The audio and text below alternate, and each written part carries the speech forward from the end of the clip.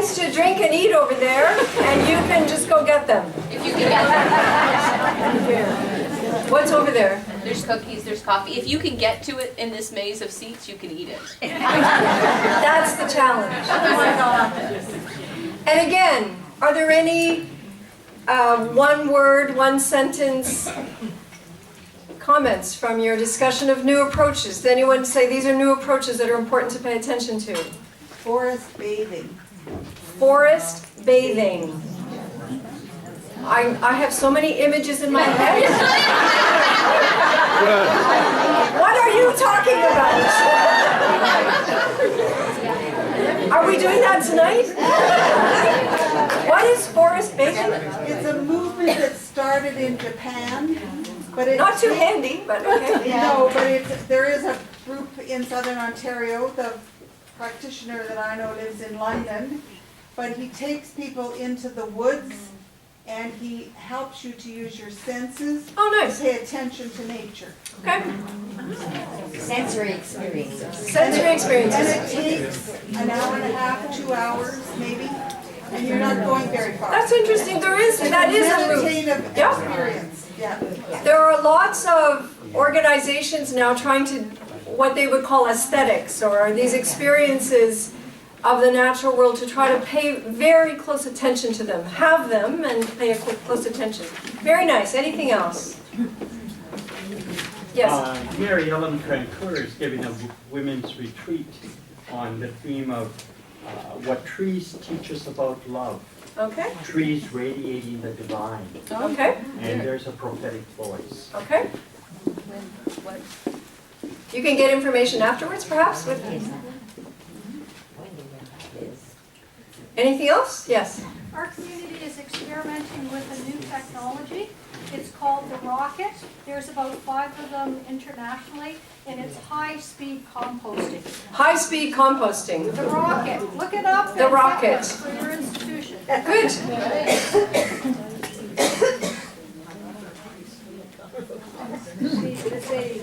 Yes. The city's leadership, Cities leadership. Very good. level of cities, there is a lot of good initiatives. Urban development, cities leadership, sure. Oh, well, Stephen just mentioned, but I just think it's really important that there's more role of Indigenous voices being welcomed into the conversation. Like as an Indigenous student, like it's really nice. My first year, my fourth year to be incorporating it, but now attending these, it's not only welcomed, but it's almost like it's a part of the agenda. It's not. Yeah, I think the Truth and Reconciliation Commission has helped the colonizers to wake up a little bit. The tiny house movement? Tiny house movement. Tiny house. Live small. Build small. Build small. Wow. Grow your own vegetables. Grow your own vegetables. Yeah, really. Seriously. The cultural, paying attention more than we used to the indigenous concerns. Yes? Okay. Good. So, Vertical agriculture. vertical agriculture, it's true. Vertical agriculture and also building top agriculture, rooftop agriculture, all kinds of things like this are happening. So these are all small initiatives, but I don't think they're insignificant in terms of cultural shifts. I'm going to do my third section, which is a little bit longer than the second one, and it's on a slightly different subject. So,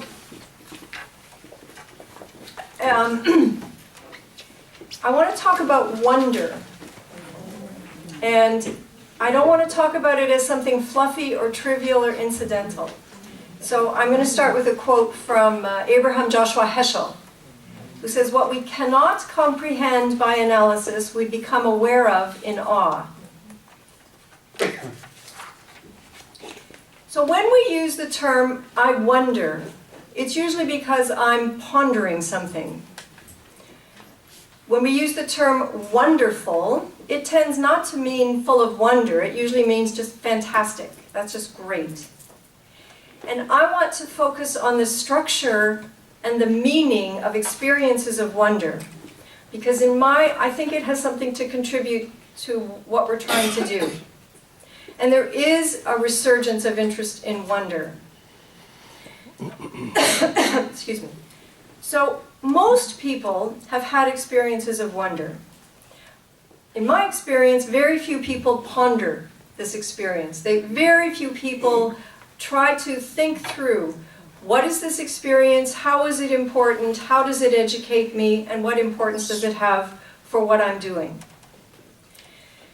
And the term wonder does have a history, so this is just a taste of this history, but for Socrates, philosophy begins in wonder. But for Socrates, it was kind of a puzzlement that prompts us to seek out knowledge. So wonder was more of a question that we need, once we get understanding, we no longer have wonder. Now, this kind of philosophy, we want to seek to overcome it. But Plato said the love of wisdom begins in wonder. And wonder sustains wisdom. Wonder sustains philosophy. So for Plato, wonder is central to being human and the quest for wisdom. There's another school of thought about wonder, which is it's a feeling, it's an emotion. So Descartes said, wonder is a sudden surprise of the soul, to be astonished. Wonder lights the world with uncommon clarity. Now, Rachel Carson is someone who also sees wonder as an emotion. We're moved by something outside the self. Now, for Rachel Carson, it's the natural world that moves. It's a sudden beauty. It's the intricate interrelationships.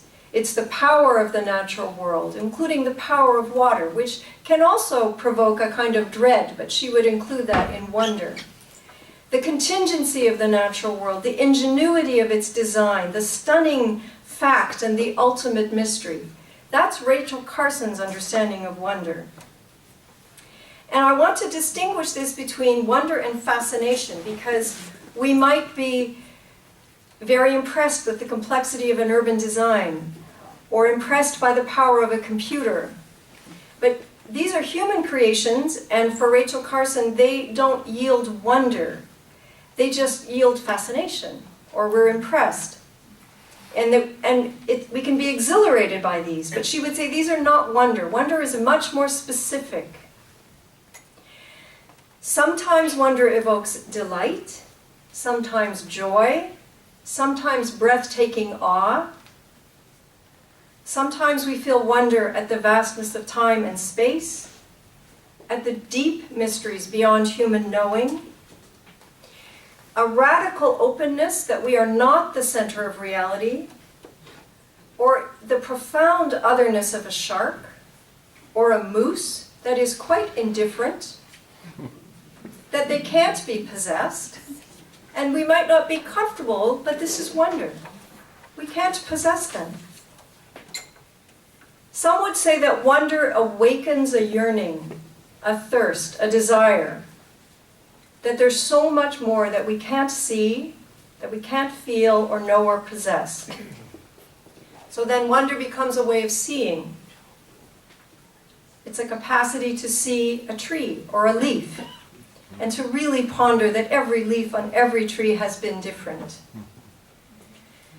To understand that birds sing, just songbirds, that the grass is alive with communities of beings, that acorns turn into trees, that elephants mourn, dolphins play, whales communicate over large distance. We can see it and feel it. It becomes a way of seeing. So then wonder educates us. Kathleen Dean Moore writes about wonder. She says, wonder is the opposite of boredom, indifference, or exhaustion. Abraham Heschel says, wonder is a state of the mind in which nothing is taken for granted. Wonder is an attitude of radical openness and receptivity. He says that wonder transforms a preoccupation with the self into a searching. It nurtures respect and reverence. So then wonder can become a moral awakening. It's about open eyes, a sympathetic imagination, respectful listening ears, seeking the story told by the natural world, but in the details. To see that we are not the center, the main reference point, the key player, wonder helps us do this. It changes our reference point. Not the experience itself, but it's the reflecting on it. It's the composite of wonder, of seeing and feeling and thinking, being educated. It can awaken something quite profound in the human. But if we experience wonder and collect that as a great experience, it's not going to transform that way. You have to actually reflect on it. When we've had experiences of wonder with the natural world, we move more quietly in the natural world. We have less impact. We can respect the natural world's autonomy. And we start reflecting that we have no right to harm or pollute or destroy. Again, Heschel, what we cannot comprehend by analysis, we become aware of in awe. So this sense of wonder, I'm suggesting, I'm not the only one, but I'm suggesting it helps us to act responsibly. That the natural world cannot be seen as its usefulness to humans.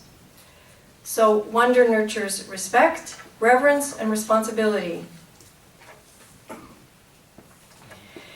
So how can it re-educate the human?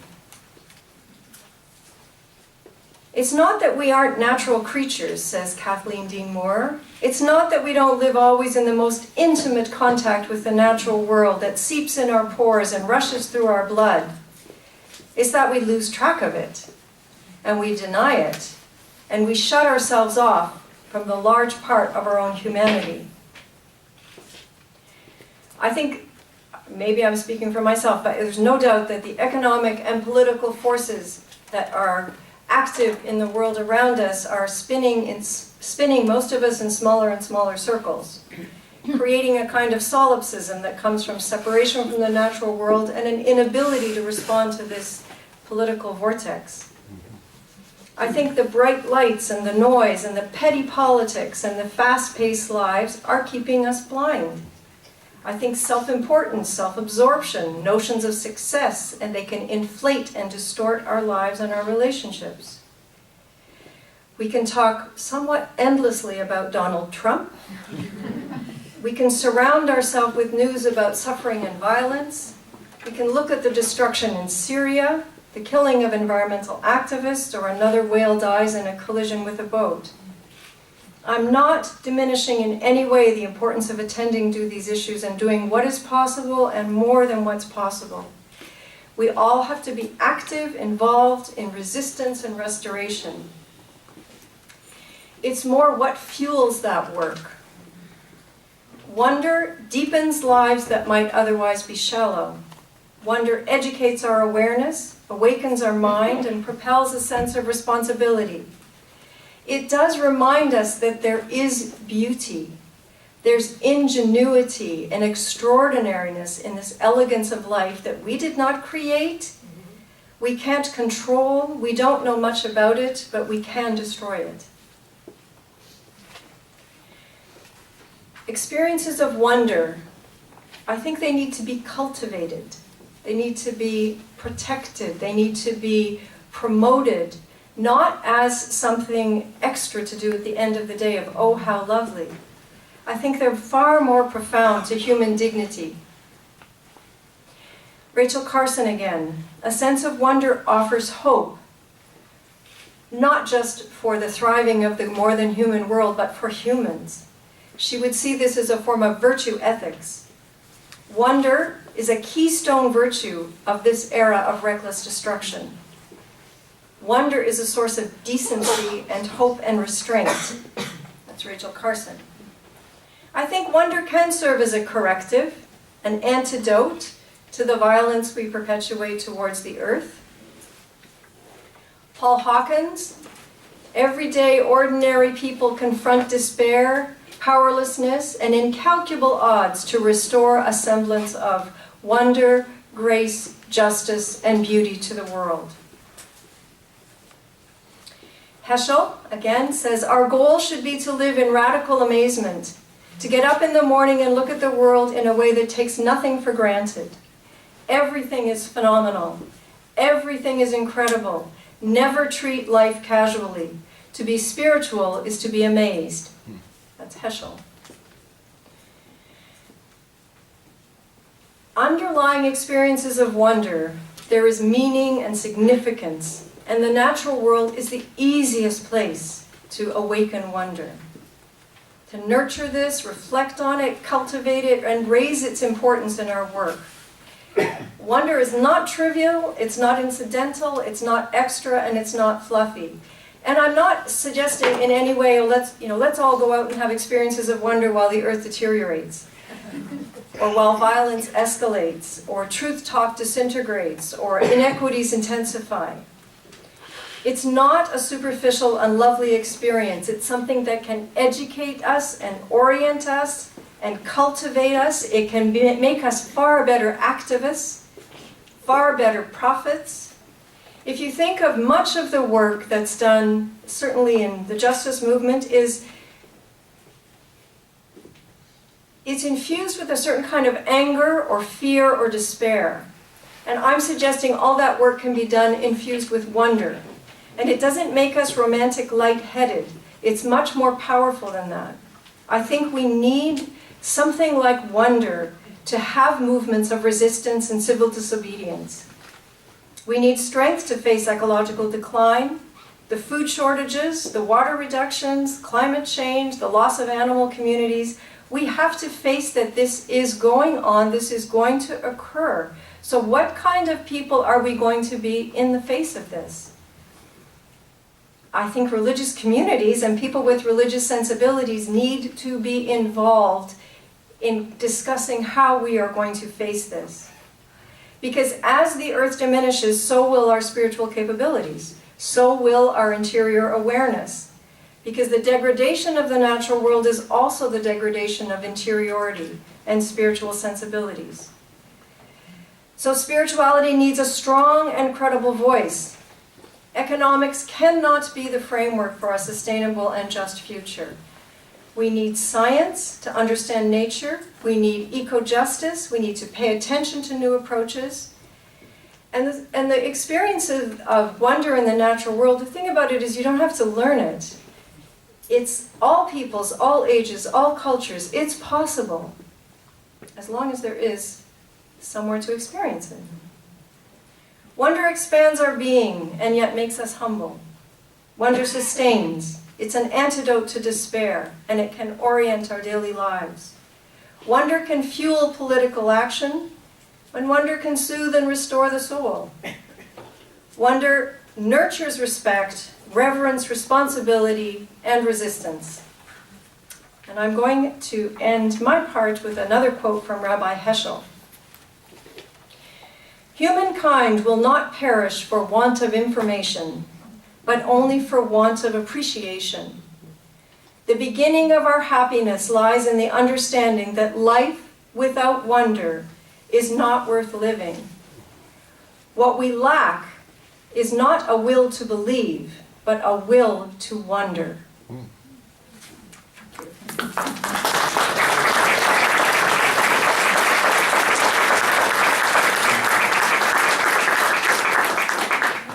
So we have 15 minutes for an open conversation together.